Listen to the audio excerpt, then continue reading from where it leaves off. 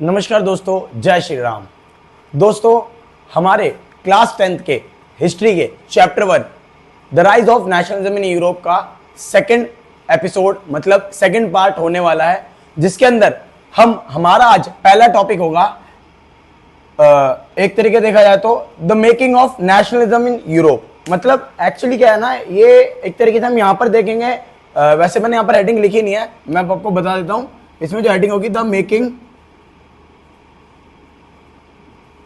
Of nationalism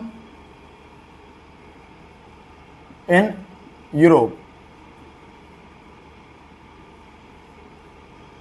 Hindi में बोले तो यूरोप में राष्ट्रवाद का निर्माण।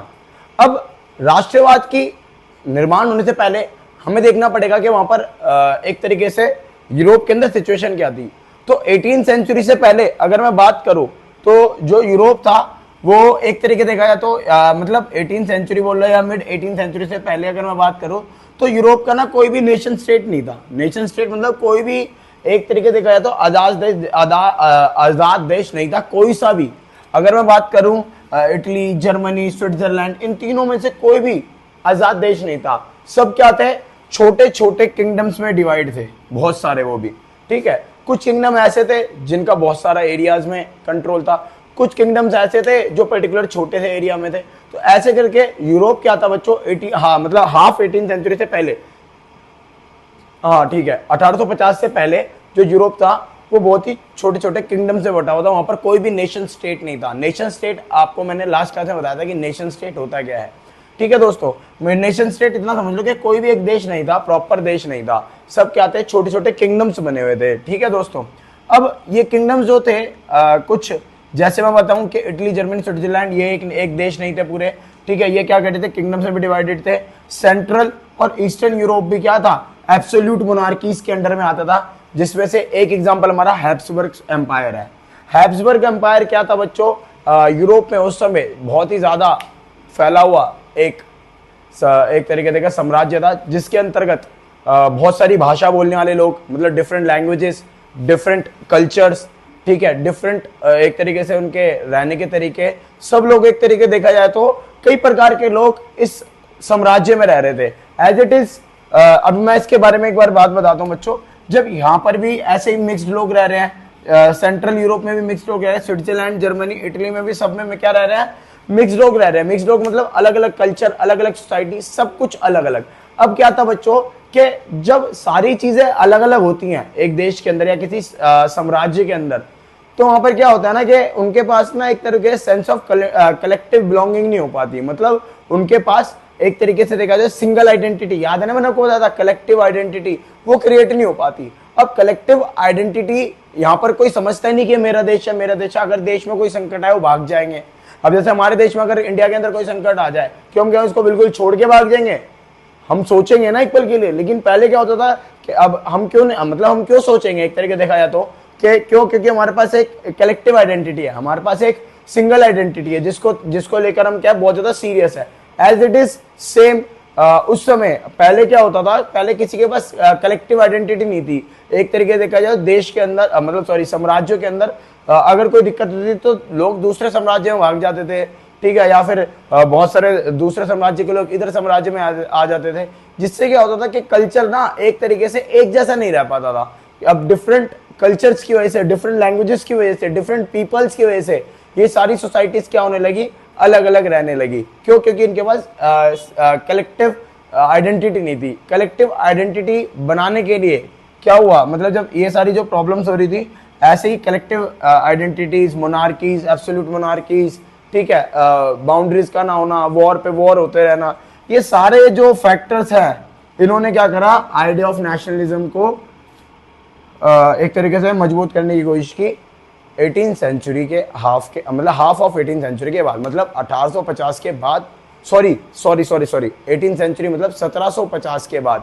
18th सेंचुरी जो होती है बच्चों 1701 से लेकर 1800 मतलब 1701 से लेकर 1800 तक होगी। तो 1750 तक मैं आपको ये बता रहा था, जहां पर मैंने 1850 बोला, 1850 नहीं 1750, 1750। तो 1750 से पहले वहां पर कोई भी नेशन स्टेट नहीं था।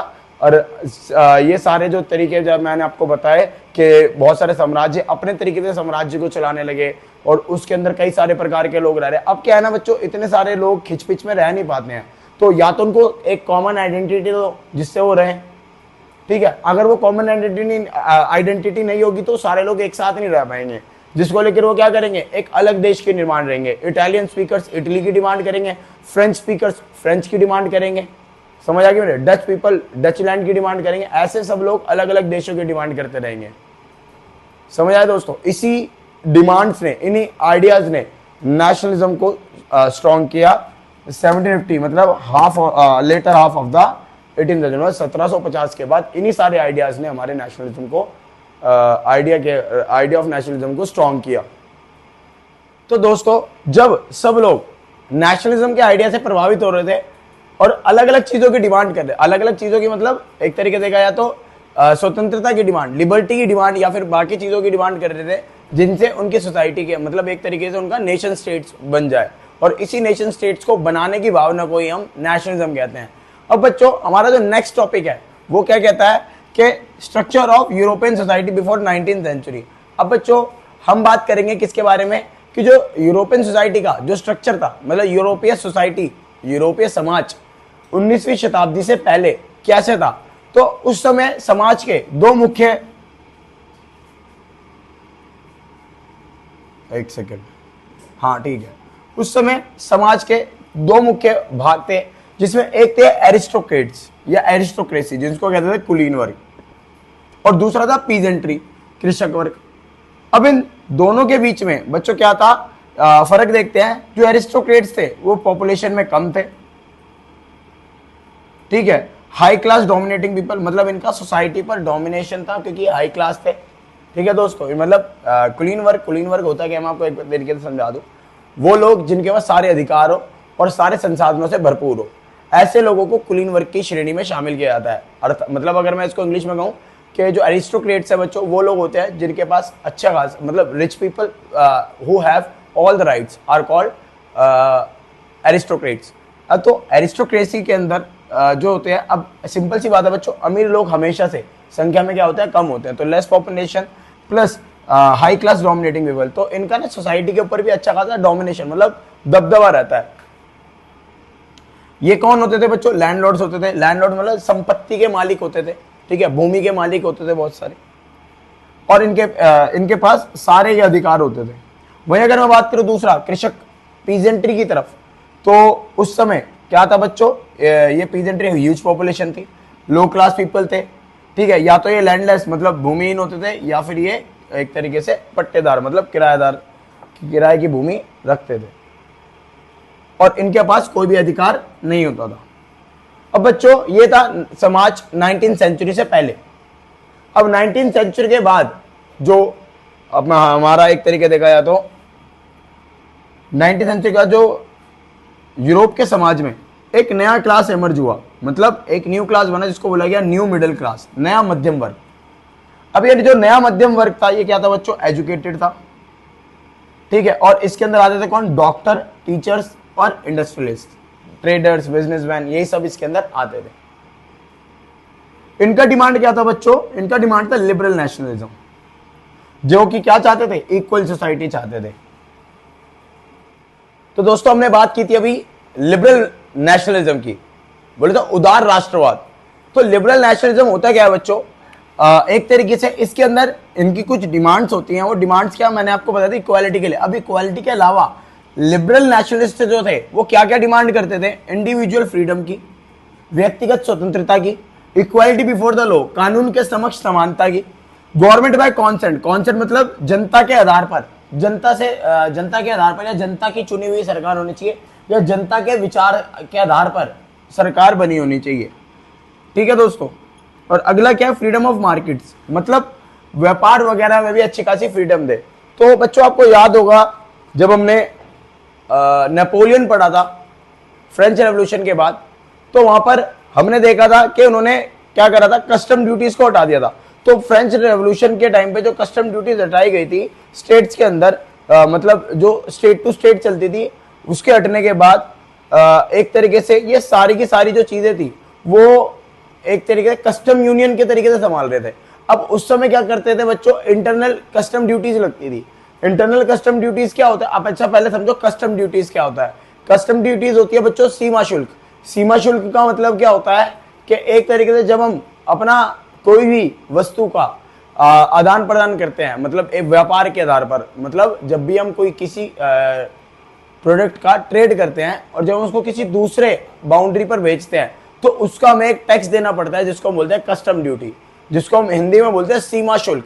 सीमा मतलब बाउंड्री और शुल्क मतलब पैसे। कि अगर हम किसी दूसरी टेरिटरी के अंदर ट्रेड करेंगे तो उसके लिए अपने प्रोडक्ट को एंटर कराने के लिए हमें कुछ पेमेंट करनी होती है जिसको हम कहते हैं कस्टम ड्यूटीज। अब क्या था, आप क्या आज के टाइम पे क्या होता है, कंट्री टू कंट्री लगती है। इंडिया में पाकिस्तान में भेजा, चाइना में भेजा, रशिया में भेजा, जर्मनी में भेजा, यूएसए में भेजा, तो कस्टम ड्यूटीज लगती है। पहले क्या होता था बच्चों, 18वीं सेंचुरी 19वीं सेंचुरी में इंटरनल कस्टम ड्यूटी लगी, मतलब देश के अंदर ही। जैसे मान लो मैं दिल्ली में रहता हूँ, मेरे को यूपी में कुछ चीजें भेजनी है तो दिल्ली से यूपी चीजें भेजूंगा और मेरे को यहाँ पर अगर यूपी स्टेट को या फिर कोई टैक्स देना पड़ेगा ऐसे में इंपोर्ट एक्सपोर्ट के ट्रेड को लेकर, तो बच्चों इसको हम इंटरनल कस्टम ड्यूटीज कहेंगे। अब इंटरनल कस्टम ड्यूटीज जो थी उस समय यूरोप में बहुत ही ज्यादा लगी हुई थी।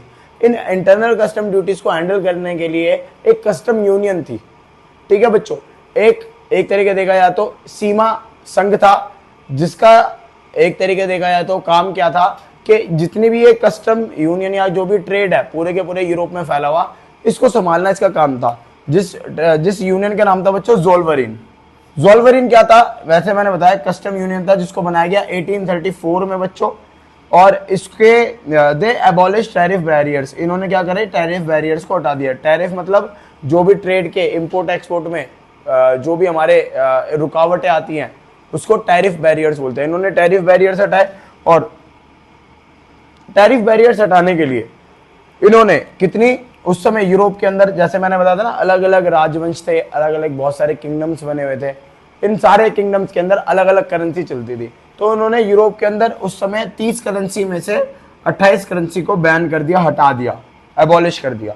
ये इनका काम था, ठीक है दोस्तों। जैसा कि हमने ज़ोल्वरिन के बारे में पढ़ा कि ज़ोल्वरिन क्या है, ज़ोल्वरिन एक कस्टम यूनियन है जिसका काम क्या होता है कि यूरोप में फैले हुए एक तरीके से जो भी हमारा ट्रेड हो रहा है, यूरोप में फैला हुआ जितना भी व्यापार था उन सबको उचित रूप से कराया जाए। अब ज़ोल्वरिन की जरूरत क्यों थी बच्चों, अब ज़ोल्वरिन की जरूरत बच्चों इसलिए पड़ी क्योंकि उस समय यूरोप के अंदर, जैसे मैंने आपको बताया, छोटे छोटे बहुत सारे किंगडम्स थे। अब ये बहुत सारे छोटे छोटे किंगडम्स क्या करते थे बच्चों कि एक किंगडम से दूसरे किंगडम, दूसरे किंगडम से तीसरे किंगडम, तीसरे से चौथे, चौथे से पांचवे। जैसे मान लो कि किसी को फ्रांस से जर्मनी में कुछ सामान बेचना हो तो फ्रांस से जितने भी किंगडम से होता हुआ गुजरेगा वो, ठीक है, तो फ्रांस से जर्मनी जितने भी किंगडम से होता हुआ गुजरेगा, हर किंगडम के अंदर, हर प्रोविंस के अंदर वो क्या करेगा, टैक्स पे करेगा। और टैक्स मतलब कस्टम ड्यूटी पे करेगा। कस्टम ड्यूटी मतलब एक तरीके से देखा जाए तो अगर लगभग 5% भी हुई, अगर हर स्टेट की लगभग 5% भी कस्टम ड्यूटी हुई तो ऐसे 5-5 करते हुए कितना सारा नुकसान हो जाता होगा व्यापारियों का। तो ज़ोल्वरिन ने क्या करा बच्चों, इन सारी कस्टम ड्यूटीज को मतलब इन सारी जो एक्स्ट्रा कस्टम ड्यूटीज थी ये क्या करती थी, व्यापार में रुकावट बन रही थी। इसी व्यापार में रुकावट को बोलते हैं टैरिफ बैरियर्स। इन टैरिफ बैरियर्स को क्या करा, ज़ोल्वरिन ने रिमूव किया, ठीक है दोस्तों। अब ज़ोल्वरिन अगर मैं कहूं तो पूरे यूरोप में नहीं, शुरुआत में ज़ोल्वरिन सिर्फ और सिर्फ कहां था, जर्मनी में। जर्मनी के सारे राज्यों ने ज़ोल्वरिन को एक्सेप्ट किया और ज़ोल्वरिन की पॉलिसीज को भी एक्सेप्ट किया। उस समय यूरोप के अंदर 30 से भी ज्यादा करेंसीज हुआ करती थी और ज़ोल्वरिन के रहते ज़ोल्वरिन ने सिर्फ 2 करेंसीज को ही बदला। अब बच्चों हमारा जो नेक्स्ट टॉपिक है, ठीक है, तो बच्चों हमारा जो नेक्स्ट टॉपिक है वो हमारा क्या है, कंजर्वेटिज्म। कंजर्वेटिज्म का मतलब होता है रूढ़िवाद।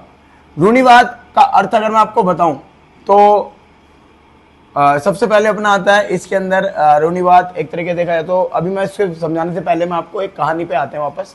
आपको याद होगा हमने 1804 से 1815 में फ्रांस के अंदर एक रूलर का नाम पढ़ा था जिसका नाम था नेपोलियन। अब बच्चों नेपोलियन 1815 में नेपोलियन क्या हुआ, हार गया बैटल ऑफ वाटरलू के अंदर 1815 में।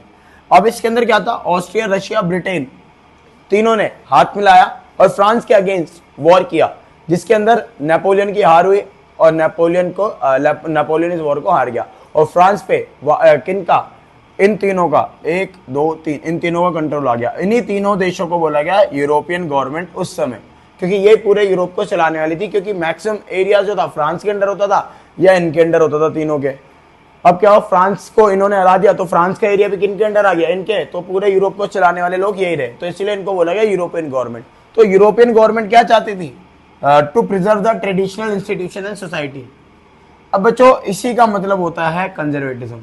वो लोग जो पुराने, preserve the traditional institution and society, मतलब जो हमारे पुराने बोले तो सांस्कृतिक संस्थान हैं या और जो समाज है पुराने तरीके से, उनको वापस प्रिजर्व करना। जैसे मान लो अगर आपको याद हो तो यूरोप पहले जो समाज के अंदर एक तरीके से डिवाइडेड था, 3 समाज में था, पादरी वर्ग मतलब क्लर्जी, नोबिलिटी एंड थर्ड कौन सा था अपना पीजेंट्स या फिर अदर बोलते हैं, थर्ड एस्टेट।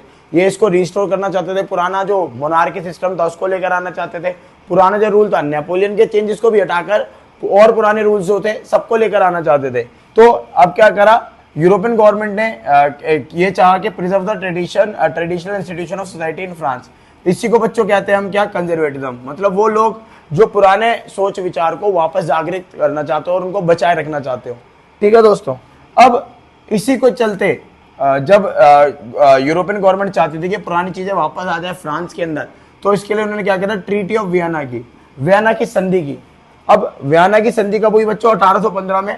इस 1815 में 3 बड़ी चीजें हुई। सबसे पहले तो फ्रांस के बॉर्डर्स बनाए गए। मतलब बॉर्डर कैसे बनाए गए, बॉर्डर्स के ऊपर ही स्टेट्स बना दिए। ठीक है, जिससे क्या हुआ कि फ्रांस कभी भी आगे चलकर अपनी भूमि को फैला ना पाए, एक्सपेंड ना कर पाए। इसके बाद क्या हुआ कि उन्होंने रिस्टोरेशन ऑफ बर्बन डायनेस्टी, जैसे मैंने आपको बताया था, प्रिजर्व द ट्रेडिशनल इंस्टीट्यूशन, मतलब जो पुराने संस्थानें थी उनको वापस बचा कर रखने के लिए इनकी सोच थी। तो उन्होंने क्या करा, बर्बन डायनेस्टी, याद है ना जो लुई 16 पढ़ा था हमने, उसकी डायनेस्टी का नाम बर्बन डायनेस्टी था। तो बर्बन डायनेस्टी को यहाँ पर क्या किया गया, रिस्टोर किया गया और मोनार्की को दोबारा से कंटिन्यू किया गया फ्रांस के अंदर। ये था बच्चों हमारा कंजर्वेटिज्म। कंजर्वेटिज्म एक तरीके देखा जाए तो सिंपल सी है बच्चों, फ्रांस के अंदर कंजर्वेटिज्म कौन लेकर आया, मोनार्की। जब उनको लगा डर के भाई नेशनलिज्म आने वाला है, नेशनलिज्म आने से पहले उन्होंने क्या करा, पूरे के पूरे देश को कंट्रोल किया। अब हम नेशनलिज्म के जो भी मूवमेंट्स होंगे वो सारे नेक्स्ट टॉपिक में पढ़ेंगे। आज की वीडियो हम इसी टॉपिक के साथ एंड करते हैं। ठीक है, आप इस वीडियो को भी ज़्यादा से ज़्यादा शेयर कीजिए, लाइक कीजिए और हमारे चैनल को सब्सक्राइब करना ना भूलें। धन्यवाद दोस्तों, हम मिलते हैं नेक्स्ट वीडियो में।